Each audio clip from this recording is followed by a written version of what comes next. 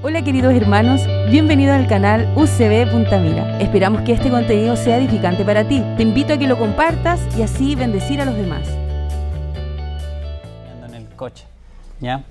Un gusto nuevamente poder saludarles. Como decía, soy Matías Olivares, sirviendo Iglesia UC La Serena, y justamente me invitaron a predicar el día de hoy.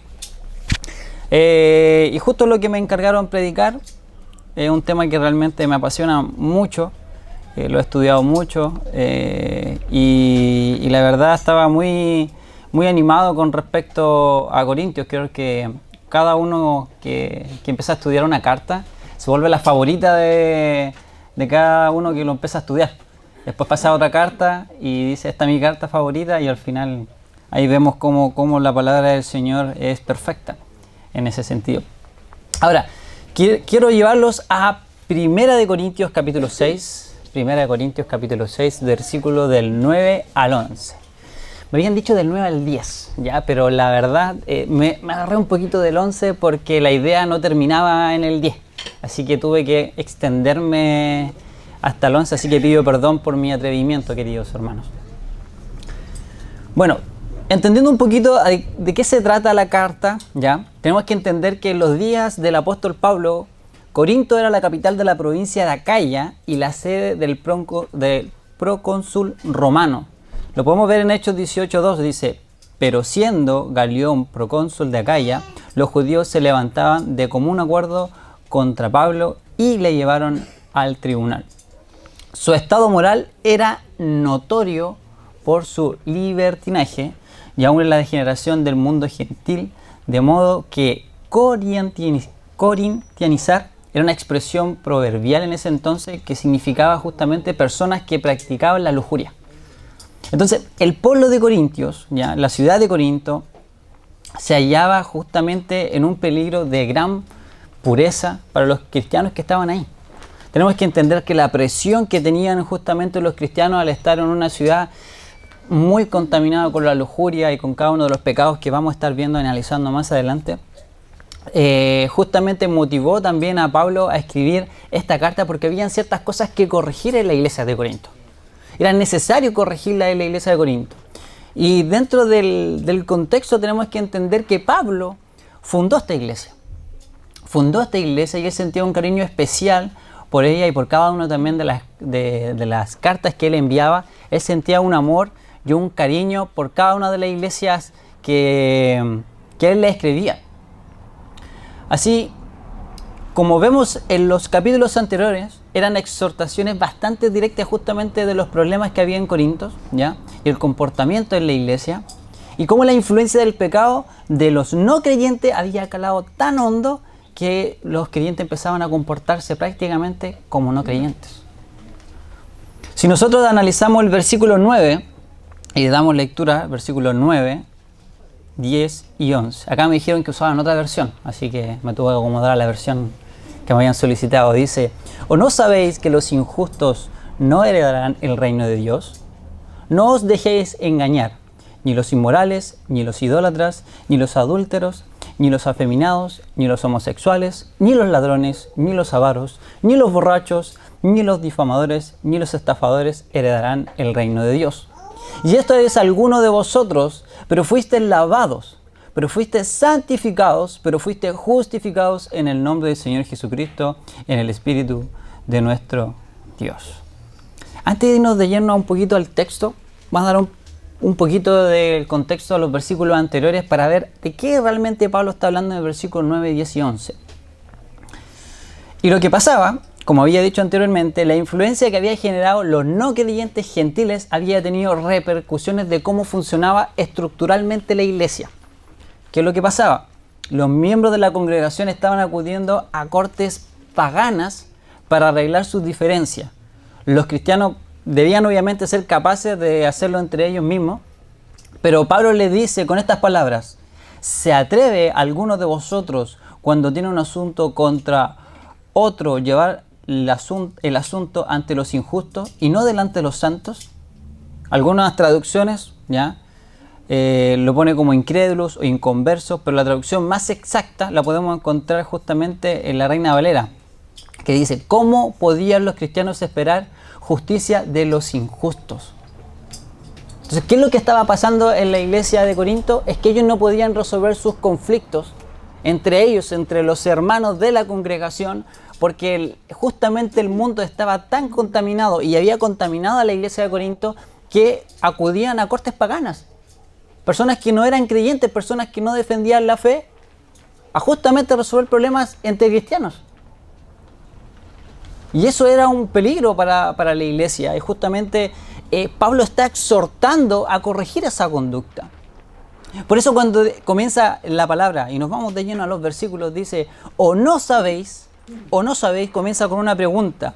La implicación justamente de los creyentes debido a su salvación y al Espíritu Santo que habita en ellos debería saber estas cosas. Por eso dice, o no sabéis, le está preguntando a personas que son creyentes, personas que decidieron seguir a Cristo. Pero los creyentes carnales, bebés inmaduros, no tenían idea cómo funcionaba.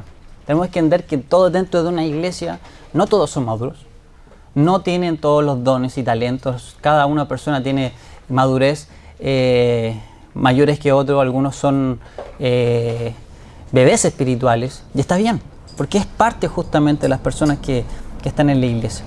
Pero ellos estaban mentalmente dominados por un sistema del mundo caído y por los demonios justamente del mundo. En resumen, ellos, los corintios, los que estaban dentro de la iglesia, se engañaban a sí mismos. La cultura y los engañaba, y también Satanás. Su comportamiento no era agradable para Dios. Su comportamiento no reflejaba que eran cristianos. Después sigue con la siguiente frase, que los injustos no heredarán el reino de Dios. Pablo justamente está declarando esto dos veces, en el versículo 9, después en el versículo 10. Pablo declara esto dos veces para dar un énfasis justamente de la respuesta obvia. ¿Las personas que no conocen a Cristo van a llegar al cielo? No. ¿Las personas que no siguen a Cristo heredarán el reino de Dios? Claro que no. Entonces, ¿por qué dice la palabra? Vuelve al tema de o no sabéis. ¿Por qué siguen el consejo de personas que no lo son? ¿Por qué están escuchando a personas que no son creyentes? ¿Por qué lo hacen? La salvación sabemos que es gratuita, ¿ya? Porque por la obra terminada de Cristo, para el hombre es gratuita, pero para Jesucristo le costó su vida. La salvación exige una respuesta apropiada y continua de los corintios, y también para nosotros. Los creyentes, quienes son declarados justos en Cristo, deben madurar para ser cada vez más como Cristo. La meta de Dios siempre ha sido un pueblo que refleje la santidad. Un pueblo que refleje que realmente son cristianos. Un pueblo que realmente digan, miren, esas personas que están caminando ahí son cristianos. ¿Por qué? Porque Cristo los salvó. ¿Ellos estaban reflejando justamente eso? No. La siguiente frase que dice, no os dejéis engañar. Que la palabra en griego significa planasté. ¿Ya? Esta palabra, en resumidas cuentas, para no irnos en el tema más técnico, quiere decir, dejen de estarse engañando a ustedes mismos. Lo cual justamente significa detener un acto ya en proceso. Habían cosas que estaban, pecados que estaban perjudicando a la iglesia de Corinto y tenían que parar ya. Tenían que dejar de hacerlo. Déjense de estar engañándose de personas que están fuera de la iglesia y que han influido dentro de la iglesia. Tienen que parar ya. Eso es lo que estaba exhortando Pablo. Dice, no se dejen engañar. No se dejen, no esperen que el mundo vaya a tener consideración con los cristianos. Porque el mundo lo único que quiere es justamente vivir bajo sus placeres y sus deseos. Y eso había contaminado a la iglesia. Ahora, justamente, ¿qué es lo que había contaminado dentro de la iglesia y qué es lo que realmente habían? Porque Pablo se hace una lista. Esta lista justamente es porque Pablo se había enterado de esto. Pablo no estaba enumerando porque sí, sino que Pablo tenía justamente esta lista porque habían cosas que estaban pasando en la iglesia. Y los siguientes pecados que se enumeran está hablando de una práctica habitual, algo que pasaba continuamente. Si nosotros vemos, yo voy a estar hablando un poquito de cada uno, pero no me voy a profundizar o si no vamos a terminar aquí el otro domingo y no creo que me quieran invitar el otro domingo. ¿Ya? Así que vamos a pasarlos para hacer una explicación sencilla, para abocarnos también a lo que es importante. La palabra, el versículo justamente 9 empieza a hablar justamente de esta lista. Dice, ni los inmorales, persona que es conocida por su libertinaje sexual, que viene justamente de fornicación, y la palabra fornicación en griego viene de la palabra porneia, ¿ya? Que en este caso también significaba las personas que en estos tiempos y en ese tiempo también fornicaban en su corazón. Personas que también en estos tiempos pueden tener problemas con la pornografía y son reconocidos por eso, por un comportamiento de eso, también están dentro de esta categoría. Ni los idólatras, personas justamente que rinden culto a otros dioses a base de imágenes. Los adúlteros, los afeminados, que eran homosexuales afeminados, que eran jovencitos en ese tiempo, en la historia justamente, lamentablemente había jóvenes que se prostituían vestidos de mujer. En ese tiempo estaba Nerón, que justamente su esposa había muerto y había tomado justamente un jovencito que se parecía lo mejor a esa esposa muerta y lo castró, con el fin de justamente casarse con él. Y en la cultura justamente gentil en ese tiempo se daba mucho eso. Los homosexuales no significa afeminados, sino hombres con apariencia de hombres que tenían relaciones con otros hombres. Los ladrones, los avaros, personas con deseos excesivos de obtener más riquezas. No significa que si usted gana dinero, no significa que eso sea malo, sino las personas que tienen en su corazón un excesivo deseo de obtener más dinero a cualquier costo, ¿ya? Ni los ladrones, eso lo había dicho, ni los borrachos, ni los difamadores, el que ataca la reputación de otro. Si nosotros vemos ya algunos de estos pecados, ya tal vez algunos pecados se cometieron, ¿ya? Pero Pablo no está hablando de los pecados que se cometieron, si es que realmente llegaron a ser creyentes, porque esos están perdonados. Lo que está hablando, Pablo está hablando de la práctica. Personas que reconocieron a Cristo como su Salvador y lo están practicando continuamente.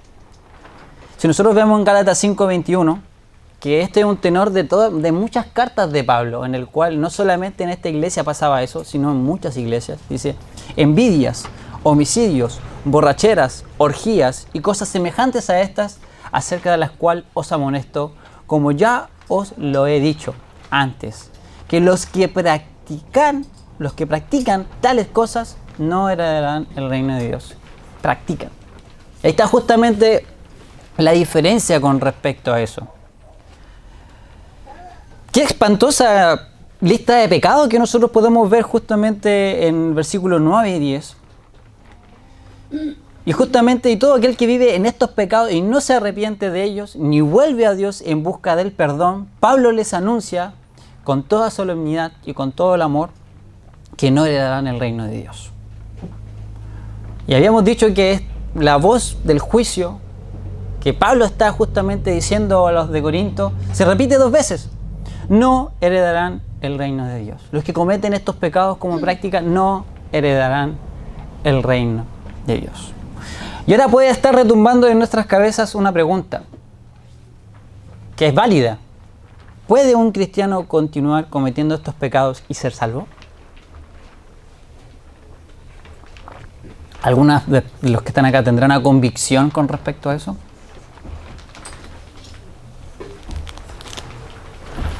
Vuelvo a hacer la pregunta. ¿Puede un cristiano continuar cometiendo estos pecados y ser salvo?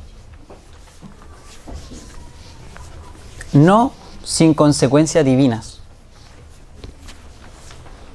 Si una persona que practica, dice que es creyente y comete estos pecados, algunos podemos ser hasta drásticos, es decir, no es creyente.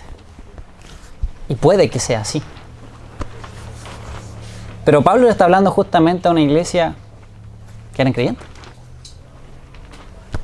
Y lo interesante de esto, que estuve estudiándolo mucho porque justo me empecé a cuestionar muchas cosas con respecto a esto y eso me llevó también a estudiarlo un poquito más profundamente.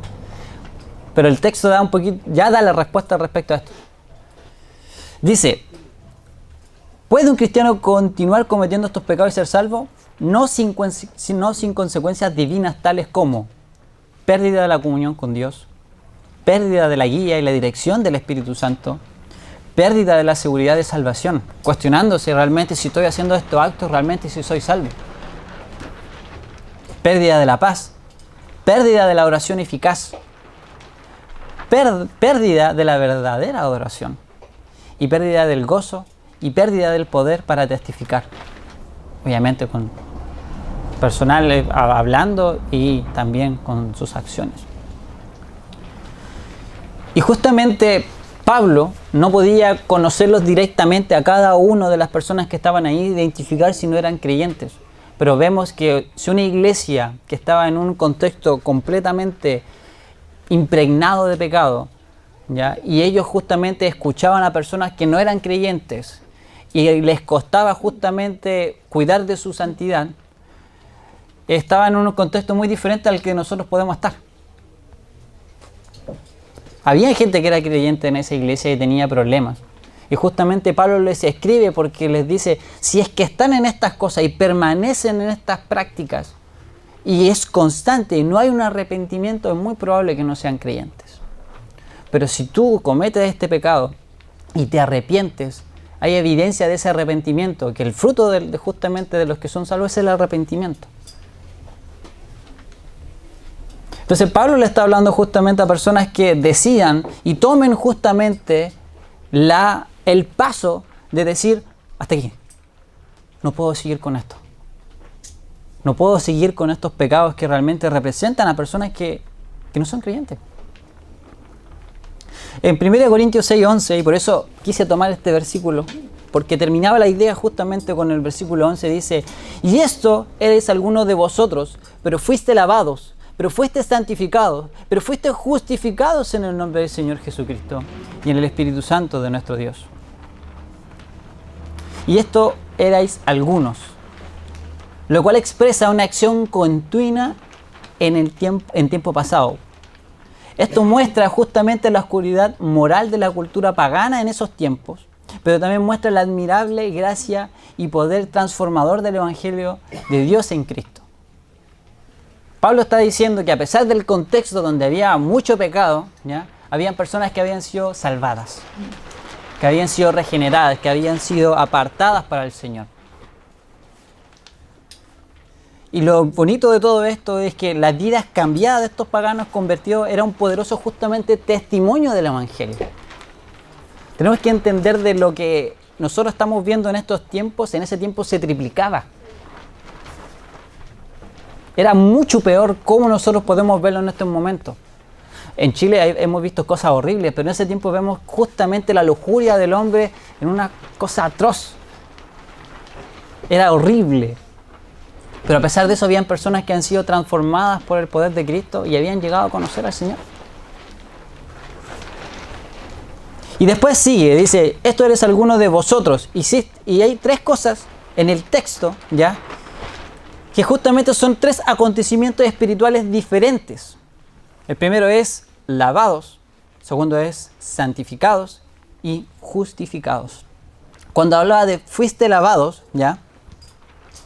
Hay diferentes autores que realmente consideran que referirse justamente al bautismo es como un acto simbólico que se reflejaba en ese entonces. O sea, sabemos que el bautismo es un acto simbólico, pero para ellos tenía diferentes sentidos de qué significaba justamente el agua, el estar ahí justamente abajo. Tenemos que entender que el Antiguo Testamento, algunos fariseos, los fariseos para poder limpiarse pasaban por una tina de agua. Y eso que simboliza justamente la purificación. El agua siempre se ha justamente caracterizado como ser un punto de limpieza para el hombre. Y aquí está diciendo que las personas que han sido lavadas, no está hablando solamente de bautismo, sino que están hablando del sacrificio de Jesucristo en nosotros, que hemos sido lavados de nuestros pecados y ese pecado ya no nos pesa para condenación, sino para salvación. Y es interesante, porque acá podemos ver justamente que la responsabilidad de la persona que decide bautizarse en el nombre del Señor Jesucristo es un deseo ¿de quién? Del creyente. Creo que nadie nos obliga a bautizarnos, ¿cierto? Pero sí se nos motiva, se nos insta a que cada persona tome la decisión de justamente negarse al mundo para unirse a las filas de Cristo y decir, soy cristiano. Y de aquí para adelante voy a seguir con este ejemplo. Si ellos también tomaron esa decisión, Pablo les dice, si ustedes tomaron la decisión de seguir a Cristo, demuéstrenlo. Demuéstrenlo con su ejemplo. Si ustedes decidieron seguir a Cristo por voluntad propia, deben seguir a Cristo. Y ellos pueden decir, no, sí lo seguimos. Sí, pero con el ejemplo. Vemos que el ejemplo dentro de Corinto no era algo que una característica que realmente hablaba bien de ellos, sino todo lo contrario, de una manera negativa. Después el segundo acontecimiento espiritual, después de fuiste lavados, fuiste santificados. Y la santificación es logrado justamente por medio de la muerte de Cristo. Justamente nosotros somos santificados, somos declarados santos, no por un mérito del hombre. Por cuanto todos pecaron, estamos destituidos de la gloria de Dios. No hay ninguna persona que pueda alcanzar una santidad por nuestros propios méritos, si es que intercede Jesucristo. Es la única forma que nosotros podemos llegar a tener santidad y ser declarados santos. Es por medio de Jesucristo. Vemos el tercer acontecimiento que va muy ligado a la santificación. Los creyentes son a la vez justificados y santificados cuando creen en Cristo. Romanos 8:29 dice, porque a los que antes conoció, también los predestinó para que fuesen hechos conforme a la imagen de su Hijo, para que Él sea el primogénito entre muchos hermanos. Esta declaración teológica en cuanto a su posición exige que vivan como Cristo. Nosotros somos declarados justos, ¿ya?, por un tema legal, en el cual nosotros justamente somos santificados, somos santos, pero también convivimos con el pecado. Pero judicialmente ese pecado ya no nos condena para el infierno. Vivimos con el pecado, estamos declarados santos, tenemos que buscar la santidad, pero no, si pecamos, para los que somos creyentes, ese pecado no nos va a llevar al infierno. ¿Gracias a quién? A Jesucristo. Ahora, yo quiero que entendamos un poquito el motivo y el sentido emocional en el cual nosotros podemos leer esta carta. Creo que una de las cosas que a mí más me conmueve cuando leo esta carta es el amor que tiene Pablo a Corintios para demostrarle su error. No para poder apuntarlo y justamente hacerlos sentir mal, para apuntar solamente su pecado, porque lo que él quiere es que ellos recapaciten. Él quiere que realmente con el amor intenso que los tiene como fundador de esa iglesia puedan entender qué es lo correcto. Puedan entender que están haciendo las cosas mal. Y eso es lo que quiere Pablo para ellos. Hay personas, padres que me han tocado consejería y me dicen, mi hijo está perdido. Hijo adolescente, algunos adultos. Y me dicen, siento tanto dolor en mi corazón de que mi hijo se vaya al infierno. Siento tanto dolor. Que lo único que quiero es justamente darle a entender su falta y sus pecados delante del Señor para que recapaciten. Porque cuando yo muera no los podré ver. Yo estaré en el cielo y Él no estará ahí. Y eso a mí me ayuda a entender y nos ayuda a acercarnos justamente a la intención de Pablo hacia justamente a los corintios.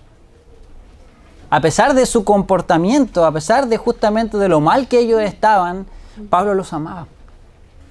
Y ese amor trae justamente exhortarlos con disciplina para hacer lo correcto. Algunos podemos ser reacios a la disciplina. No, hasta aquí yo amo al Señor Jesucristo, pero no estoy de acuerdo en que me discipline. Déjenme tranquilo. Pero no. Y esto justamente va a la aplicación de cómo nosotros podemos, ya habiendo profundizado en los versículos anteriores, tenemos que sacar una verdad eterna en el cual nosotros nos diga, esto es lo que el hermano y pastor Matías vino a predicar el día de hoy. Con esto nos podemos quedar el día de hoy, nos podemos llevar a nuestras casas para poder quedarnos también recordando esto. No porque lo diga yo, sino porque lo dice la palabra de Dios. ¿Qué podemos aplicar en nuestro tiempo actual con lo que realmente pudimos aprender en los versículos anteriores? Y lo que podemos aprender es que Pablo presenta una serie de pecados que excluyen del reino de Dios, haciendo hincapié en la necesidad de una transformación radical en la vida de los creyentes.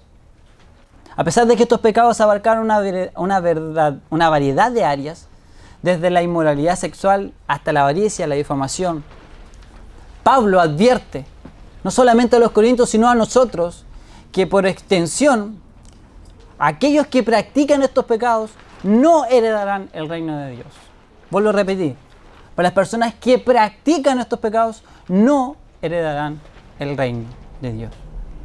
Es importante que justamente esta lista exhaustiva de pecados que Pablo hizo, justamente son ejemplos que representan justamente una vida donde Cristo no está.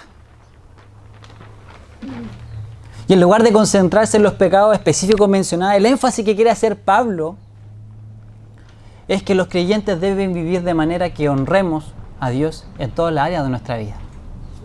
Y ese es el llamado de atención que nosotros debemos tener el día de hoy.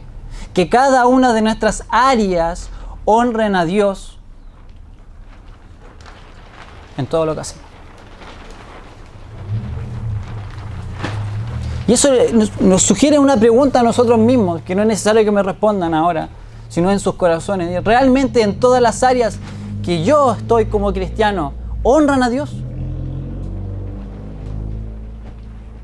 Si yo digo ser cristiano, ¿realmente estoy dispuesto a dejar lo que el mundo me ofrece por seguir a Cristo? Si usted es bautizado, claro que sí. Y es más, y si usted es creyente, claro que sí. Ser bautizado es porque usted decidió hacer un compromiso voluntario. Si usted es miembro de esta congregación, ya no solamente es parte de la Iglesia Universal, sino que es parte de la iglesia local UCB Punta Mira. Y dice, voy a usar todos mis dones y talentos y estoy a disposición también de corregir mi conducta para buscar la santidad en comunión con mis hermanos hasta que Cristo venga.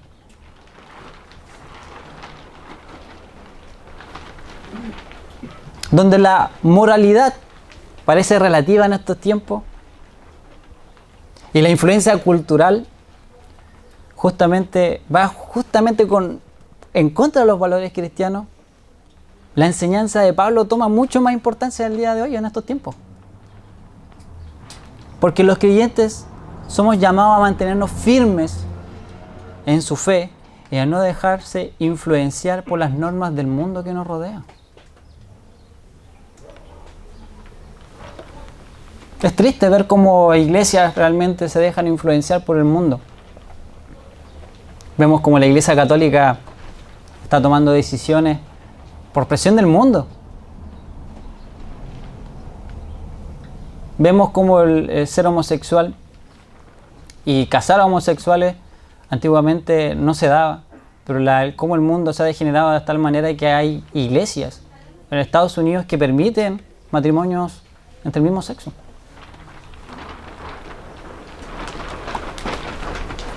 Dios no aprueba eso. Dios quiere que ese homosexual se arrepienta de su camino y se acerque al Señor. Para el que es avaro, lo mismo. Para el que es fornicador, lo mismo. Para el que es idólatra, lo mismo. El Señor quiere que nos acerquemos a Él. También nos recuerda esta enseñanza que la gracia de Dios no es un permiso para pecar. sino un llamado a la santidad. La salvación no es un evento único en el pasado, sino que es un proceso continuo de transformación hasta que Cristo venga. Y esto es muy interesante porque nosotros podemos decir, bueno, Cristo ya me salvó, así que si yo peco, le pido perdón al Señor, no hay ningún problema. ¿Por qué? Porque el Señor es muy amoroso, misericordioso. Y el Señor me va a perdonar. Bueno, Corintios pensaba eso. Y mire cómo terminó. Influenciado justamente por el pecado. Eso quiere decir de que debemos mostrar una cara de que no tenemos pecado y que no pecamos. No. Vuelvo a repetir, queridos hermanos, para que nos quede claro en nuestras cabezas, la práctica. Es diferente que una persona que sea reconocido por su pecado que ser reconocido por ser seguidor de Cristo. Y ahí está la diferencia. Esta salvación preciosa que Dios nos da, Dios, aparte de entregar a su Hijo para morir por nosotros y que Jesucristo haya muerto por nosotros y entregado esta salvación, nos entrega las herramientas para poder buscar la santidad. Y una de esas herramientas que realmente nos ayuda a seguir creciendo en la fe es justamente la palabra de Dios, el Espíritu Santo que nos redarguye constantemente en nuestros caminos y la iglesia. La iglesia justamente es el lugar donde nosotros podemos tener nuestro pedacito de cielo acá en la tierra. Jesucristo murió por su esposa y su esposa es la iglesia. La iglesia somos nosotros y Cristo lo puso en esta iglesia específicamente en UCB Punta Mira para que usted pueda aprender, para que pueda ser exhortado, para que pueda ser amado, para que pueda cuidar su santificación en comunión a otras personas que estén en el mismo sentir. Haber sido salvados por Cristo Jesús.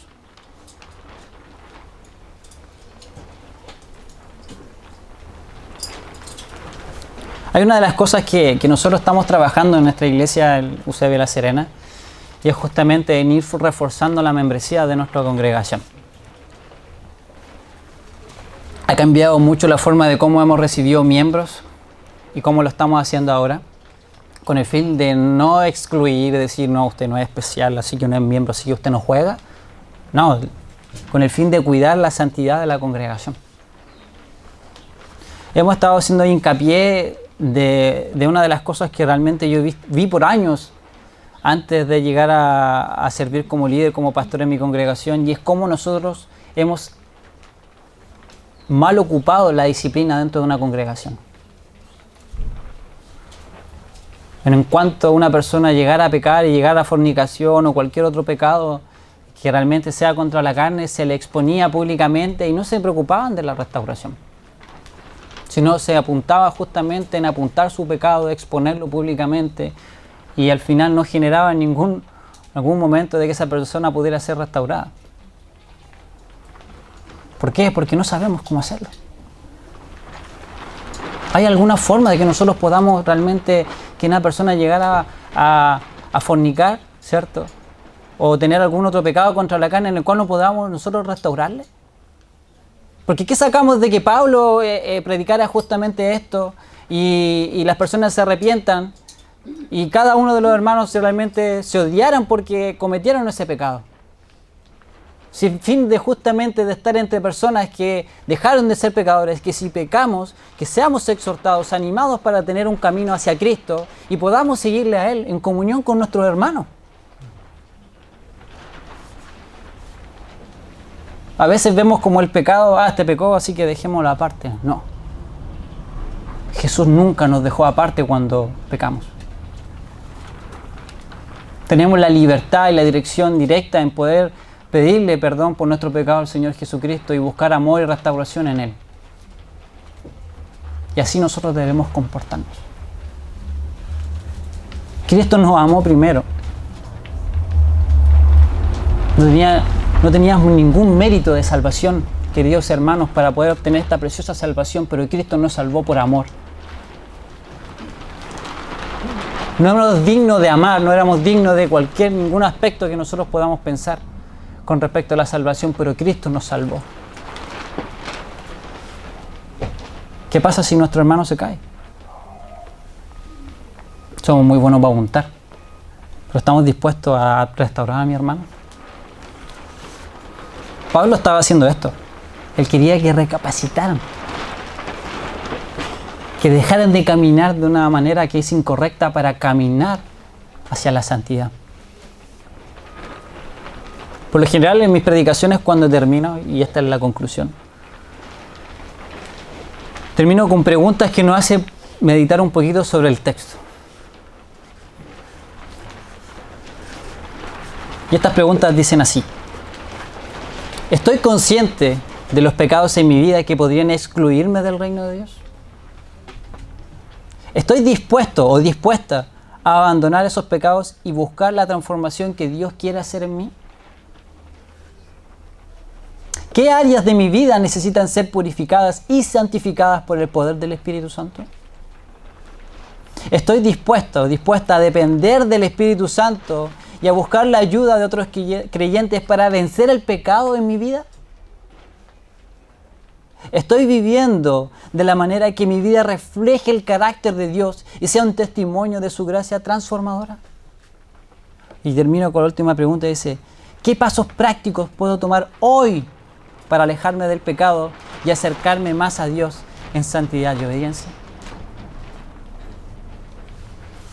Estas preguntas nos permiten justamente cuestionar nuestro corazón. Que esta predicación no sea una predicación de ¡qué buena predicación! Vio que se equivocó en la palabra en griego en tiempo presente. No, olvídese de eso. Preocúpese en lo que es importante. ¿Cómo está nuestra vida con el Señor? ¿Está bien? ¿Está mal? Si está mal, acérquese al Señor. Pero los que estén bien, sean ejemplos para ayudar a esas personas que están mal. Que Dios nos ayude.